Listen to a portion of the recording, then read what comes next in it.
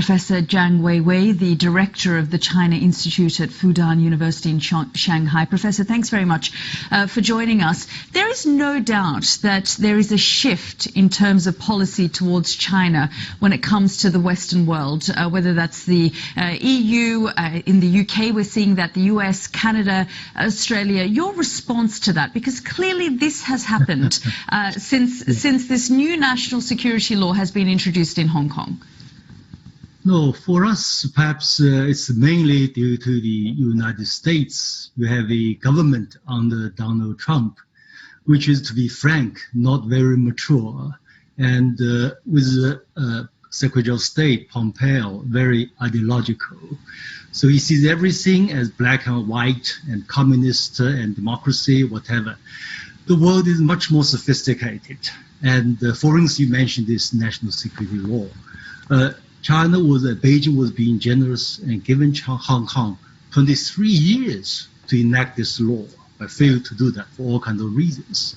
So the Hong Kong economy was almost destroyed last year. So something has to be done. But the point is that there was one country, two systems, and with the introduction of this law, that is now being chipped away. The people of Hong Kong are saying to us that the whole nature of life in Hong Kong has now changed as a result of this. That's exaggerated. From our reading of the opinion surveys, it seems at least 65% of Hong Kongese feel better. And more capital coming to Hong Kong, stock market is rising. So business have more confidence. That's from our reading. And furthermore, we did see, sir, 2 million people out on the streets last year protesting against this.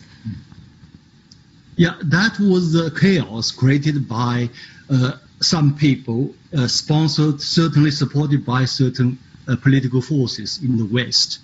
Let me share you with one simple idea how most ordinary Chinese view this. From their point of view, United States, United Kingdom have already made a mess of Iran, made a mess of Afghanistan, made a mess of Syria, made a mess of Libya, the list goes on. Now they want to make a mess of Xinjiang. Well, if you look at Xinjiang, we're talking about 1 million. Sorry, sir, I'm just going to interrupt because we are seeing 1 million people in Xinjiang being put into these concentration camps. Some people are calling this genocide.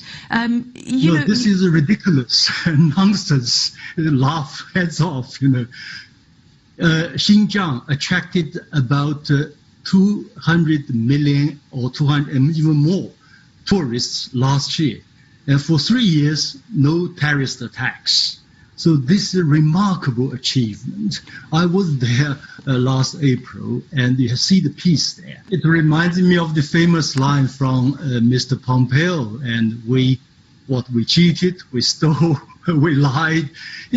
All kinds of stuff you can create with this new technology, but you have to do really serious surveys. And most people in Xinjiang feel good now. Sir, I mean, you can deny it all you want, but let me just point to something. You worked for Deng Xiaoping yourself, and Deng Xiaoping said that China should bide its time and hide its capabilities. Isn't President Xi now repudiating that? No, this is not accurate translation. The translation is very simple. It's we keep a low profile.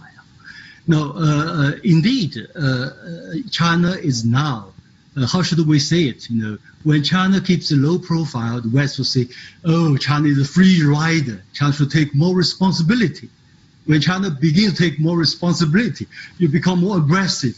So what can you do, I'll just give you another quote because you did work for him. Deng Xiaoping also helped create a system post-Mao where he said that no single person should dominate an entire system. Again, isn't President Xi repudiating that as well?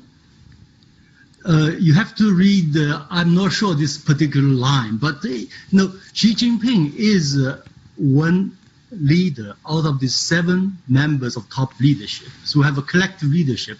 He's been the leader of this top 7. So on the Chinese political system, what we have is what we call the democratic centralism. It's inconceivable we have a decision maker like Donald Trump. He can do whatever he wants, a dictator. Professor Zhang Weiwei, we'll have to leave it there. Thank you very much for joining us. Thank you very much.